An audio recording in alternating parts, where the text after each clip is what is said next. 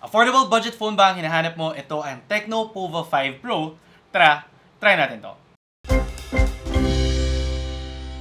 So a few weeks ago, kaka-review lang natin ng Tecno Pova 5 and this time na-launch naman ang mas bago nilang phone or ang Pro model niya, ang Tecno Pova 5 Pro. Ano bang meron sa phone na to? Sulit ba siya? Deserve niya nga ba talaga ang Pro na pangalan? Pag-uusapan natin yan dito sa video. Pero syempre, bagong lahat, mag-subscribe by clicking the subscribe button below. Tapos i-hit nyo na rin yung bell icon para ma-update kayo sa mga susunod na videos. Sakali magustuhan nyo, syempre i-like at i-share nyo na rin. At ngayon, pag-usapan na natin ang Tecno Pova 5 Pro. Siyempre, sisimulan muna natin yan by unboxing or checking out the contents of the box of this phone. Pagdating sa box niya, kung naaalala nyo ang Tecno Pova 5, very similar actually yung approach ng Tecno dito. For the Tecno Pova 5 Pro, makikita nyo pa rin ang kanyang Free Fire na cover. May slight difference siya versus the Tecno Pova 5, pero halos same pa rin naman talaga yung structure. Kakaiba na meron kang triangle box na nakukuha talaga. Pag tinanggal mo yung cover niya, makikita mo na yung Tecno Pova 5 na pangalan. And then yung contents ng box natin ay ang Tecno Pova 5 Pro na unit covered in plastic. And then of course, ang ating mga documents, jelly case, SIM ejector tool, tapos yung additional na stickers pa that comes along with this phone. Yung other accessories niya pa ay ang kanyang charging cable, ang kanyang charger, at saka wired earphones. So good news lang pagdating sa phone na to, hindi ka naman talaga magkukulang at lahat na supply talaga ng Tecno, so hindi mo kailangan bumili ng additional accessories kapag bibili ka ng Tecno Pova 5 Pro. Ngayon, doon naman tayo sa design ng phone na to. And looking at the design, masabi ko lang na may onting familiarity na halos same sila ng Tecno Pova 5 pero at the same time hindi. Kasi kung titingnan nyo, iba yung shape niya. Tapos meron tayong translucent na glass na nakikita nyo yung parang loob na design talaga ng inyong phone. Hindi ko matatawag na ito yung circuit board talaga ng Tecno Pova 5 Pro pero mukhang yon yung inspiration nila for the design of this phone and for a phone at this price. Masabi ko lang na talaga nga namang etong phone na to nag-deliver. If may ka sa mga ganun na may pagka-circuit board yung dating ng likuran, ma-enjoy mo ang phone na to. Pero may bonus pa siya na backlight dito sa likuran niya na whenever nakaka-receive ka ng calls, nagsha-charge ka, or other notifications, mag-iilaw ang likuran ng phone mo. Ito ang dahilan kung bakit tinatawag siya ng Tecno na Turbo Light Mecha Design. Moving on sa form factor ng phone na to, very similar actually siya sa Tecno Pova 5. Yung camera design natin, very trademark ng Tecno sa mga phones na nilabas nila ngayon 2023. And then dito sa likuran, completely flat yung back niya. Tapos until dito sa screen,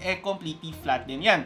Yung curves niya, makukuha mo talaga dito sa corners ng iyong phone. And speaking of the edges, meron din tayong makintab na finish dito sa Tecno Pova 5 Pro. So pasintabi lang pagdating sa mga bibili ng phone na to, dahil makintab yung likuran tsaka yung tagiliran niya, may pagka-smudge magnet talaga ang Tecno Pova 5 Pro. Pero thankfully naman, meron siyang jelly case to keep your phone cleaner than usual. Moving on sa screen, meron pa rin siyang malaking 6.78-inch na screen. IPS LCD display nga lang siya, pero at least mataas pa rin ang refresh rate ng phone na to. Kung mapapansin nyo lang, if comparing doon sa kanyang non-Pro model, halos same lang yung screen na ginagamit nila. However, masabi ko naman na maganda at enjoyable pa rin talaga ang aking gaming at viewing experience on this phone. Dagdag pa ng kanyang stereo speakers, definitely may enjoy mo talaga manood ng video sa iyong Tecno Pova 5. However, take note nga lang na pagdating sa mga higher volumes, nagiging sabog na rin ang speakers niya.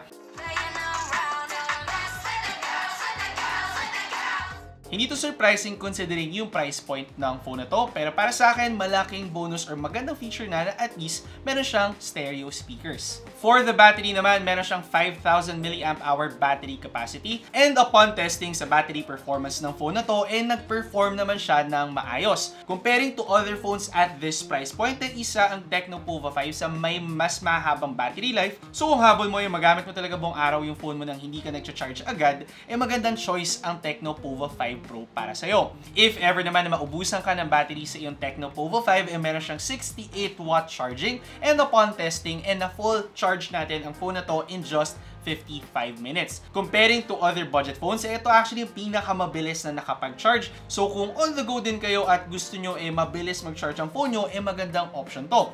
As advertised, nakaka 50% siya in just 15 minutes. Sa atin, inabot tayo ng 20 minutes. So close enough naman sa kung ano yung ina-advertise ng Tecno. Ngayon, doon naman tayo sa kanyang camera performance. And I'm sure yun ang habol ng karamihan sa inyo. With a 50 megapixel main camera, itinest out natin ang camera ng phone na to at ito ang mga results na nakuha natin. For the Tecno Pova 5, masasabi ko na talagang rich in color yung kanyang mga photos. Hindi naman sobrang saturated to the point na mukhang artificial yung mga photos natin. Para sa akin, tamang timpla lang para lumabas talaga yung mga colors. At ang maganda pa dito, very detailed and sharp yung mga photos na nakukuha natin. If ever na mag-zoom ka nga lang, mapapansin na mas bababa yung quality ng mga photos natin. So I do suggest na lumapit ka na lang para ma-preserve or para ma-make sure na maganda yung quality ng output mo. Para sa akin, actually, yung pinakamalaking compromise using this phone dahil wala siyang ultra-wide lens, mababawasan yung flexibility mo using yung kanyang camera. However, kung hindi ka naman mahilig mag-ultra-wide shots, most likely hindi to magiging deal breaker para sa'yo. Moving on, doon naman tayo sa mga low-light shots taken with this phone at masasabi ko lang, kahit hindi mo gamitin yung kanyang night mode, enough na talaga ang performance nito as long as meron kang magandang light source. If ever na gusto mo ma-make sure talaga na mas maganda pa yung quality at nandyan yung details, meron naman siyang night mode para ma-improve pa lalo ang iyong mga photos. To be honest guys, for a phone at this price point, it definitely one of the better performing phones to or cameras pagdating sa low light performance. So kung ang habol mo talaga ay yung camera na anywhere, anytime, maganda yung photos mo, magandang option para sa iyo ang Tecno Pova 5 Pro. When it comes to selfie photos naman, maganda rin yung shots na nakuha niya, albeit may tendency siya na magmukhang filtered or talagang sinusoften niya na maigi yung iyong mukha. Syempre, pwede mo naman bawasan yung intensity nito, and para sa akin, maganda pa rin yung performance nito for a phone at this price point. Nakakabilib lang yung kanyang camera performance, especially when it comes to photos. However, kapansin-pansin na hindi na na-translate na maayos pagdating sa kanyang video performance. Kung titingnan natin yung mga videos taken with this phone, nagsastutter sila, shaky yung videos natin, at hindi talaga ganun kaganda yung stabilization. So if ever na plano mong mag-content creation pagdating sa yung Tecno Pova 5 Pro, ideally gumamit ka ng stabilizer or talagang hindi gumagalaw ang phone mo para mas mapaganda pa ang kanyang quality. Overall, para sa akin, na-outweigh ng photo performance niya yung kanyang video performance sa phone na to. So more on mobile photography talaga ang ma-offer ng Tecno Pova 5 Pro. Reviewing the camera as a whole, maganda yung mga colors, sharpness, and details na nakaka-capture ng Tecno Pova 5 Pro. And if okay lang naman sa'yo yung mga compromise niya, definitely matutuwa kang gamitin ang camera ng phone na to. Ngayon, doon naman tayo sa isang bagay na mukhang hina-highlight talaga ng Tecno Pova 5 Pro, ang kanyang gaming performance. And using a MediaTek Dimensity 6080 na chipset na may 5G capability pa, syempre tinry out natin at benchmark ang Tecno Pova 5 Pro at ito ang mga results na nakuha natin. Pagdating sa mga benchmarks, definitely for a phone at this price point, isa ang Tecno Pova 5 Pro sa may pinakamabilis na performance. And if ang habol nyo ay makuha yung matataas na settings talaga sa games nyo, isa ang Tecno Pova 5 Pro sa makakapag-offer niyan sa inyo. Syempre, naglaro din tayo sa Tecno Pova 5 Pro at ito ang mga gaming footages na nakuha natin. Magaganda yung settings na nakuha natin sa games, nag-run sila ng smoothly at very enjoyable talaga ang aking gaming experience. Given na meron pa siyang screen and audio na built talaga for gaming, para sa mga gamers dyan na on a budget, magandang option para sa inyo ang Tecno Pova 5 Pro. Hindi lang looks ang in-offer ng phone na to, kundi pati na rin ang kanyang gaming performance. Ang isang bagay lang na napansin ko while gaming on this phone, kapag naglaro ka ng matagal-tagal, umiinit or may tendency uminit ang Tecno Pova 5 Pro. So, pasintabi na lang kung mahilig kang maglaro ng matagal sa phone mo, ideally, i-limit mo lamang ng 2 to 3 hours ang paglalaro mo sa Tecno Pova 5 Pro para lalo pa nito ma-preserve ang kanyang internals at hindi mapaaga ang wear and tear ng iyong phone. So sa lahat ng mga sinabi kong features and compromise ng Tecno Pova 5 Pro, magkano nga ba ang phone na to? Nakakalaga ang Tecno Pova 5 Pro ng 9,999 pesos with an 8GB RAM na meron pang 8GB extendable RAM and then 256GB of internal storage. Sa presyo na to, okay ba ang Tecno Pova 5 Pro?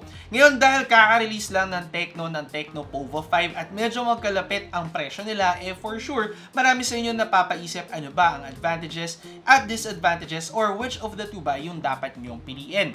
Para sa akin, with the Tecno Pova 5 Pro, meron siyang mga slight lang talaga na upgrades given na pagdating din sa kanyang gaming performance or sa mga benchmarks na nakuha natin, very similar siya sa Tecno Pova 5. Ang main advantage ng phone na to ay yung kanyang 5G capability na kung kayo ay mahilig maglaro using your data, definitely a big advantage on the Tecno Pova 5 Pro. Aside pa dyan, yung kanyang mga bonus features which is yung kanyang fast charging at saka yung umiilaw na likod ng phone na to, definitely meron meron ka mga slight upgrades versus the Tecno Pova 5. Tama na ba na nagtaas sila ng presyo versus the Tecno Pova 5? Yes, kasi meron ka mga added benefits na nakukuha mula sa Tecno Pova 5 Pro. However, kung ito mga benefits na to hindi rin naman nagmamatter talaga sa'yo, para sa akin, mas makakatipid ka kung Tecno Pova 5 ang kukunin mo. Aside pa dyan, para dun sa mga slight upgrades lang talaga versus the Tecno Pova 5, more on para siyang Tecno Pova 5 Plus kasi parang loosely nagamit yung Pro sa pangalan ng phone na to.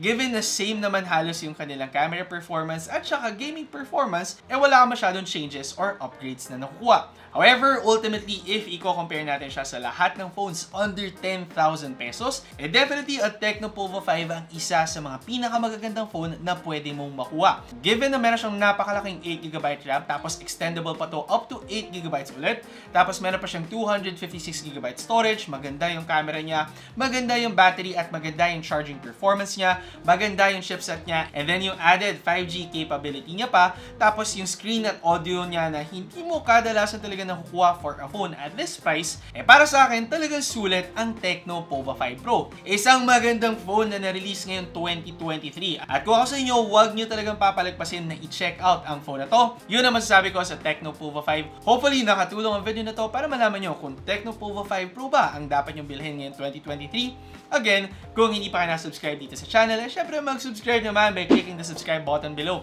Hit nyo na rin yung bell icon para ma-update kayo sa mga susunod kong videos. And again nga, kung nakatulong ang video na to, sana i-like at i-share nyo na rin. Again, ako si Alvin, ang inyong tech guy. See you next time. Ingat! Nagustuhan nyo ba ang video ko? I-check out nyo ang aking channel for more phone, gadget, and laptop reviews. Tapos, meron pa akong tech tips and guides. Mag-subscribe by clicking the subscribe button below at i-hit nyo na rin ang bell icon para sa mga susunod ko pang videos.